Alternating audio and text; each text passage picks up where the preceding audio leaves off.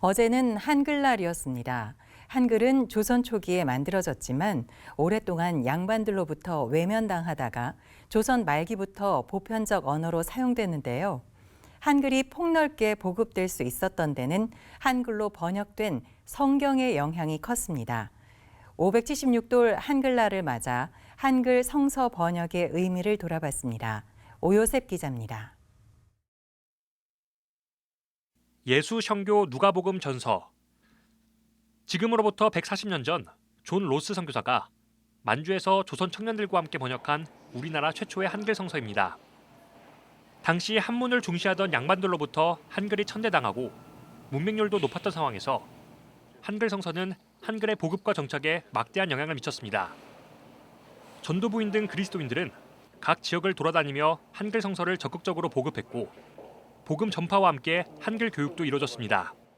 이 복음은 소수의 지식인층만 읽을 수 있도록 할 것이 아니라 대중들이 다 같이 이해할 수 있는 언어로 번역하여 복음을 알리는 것이 필요하다라고 판단을 했기 때문에 그렇게 결정한 것으로 이해가 됩니다. 본서나 전도부인들이 또 한글을 가르쳤다고 합니다. 성경을 읽을 수 있도록 하기 위해서. 특히 성서를 통해 한글 사용이 보편화된 것은 우리나라 근대의 출발이자 문명사적 전환점이 됐습니다. 애니 베어드 등 외국 선교사들은 성서뿐만 아니라 식물학과 천문학 등 근대 학문과 신문물을 한글로 번역해 소개했습니다. 또 한글 소설을 비롯해 가정 윤리와 민주적 절차 등이 담긴 다양한 한글 문서들을 출간함으로써 민중들의 계몽을 이끌었습니다.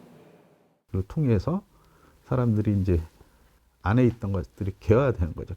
한국인들이 갖고 있는 문화 역량들을 한글을 통해서 더 보급하고 서로 하면서 이제 끌어올리는 부분들이 있다.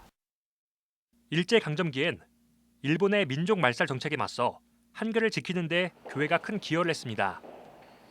1936년 조선 주일학교 연합회에서 간행한 여름성경학교 교재 기독교육 유년초학은 한글 교육을 내용으로 하고 있습니다.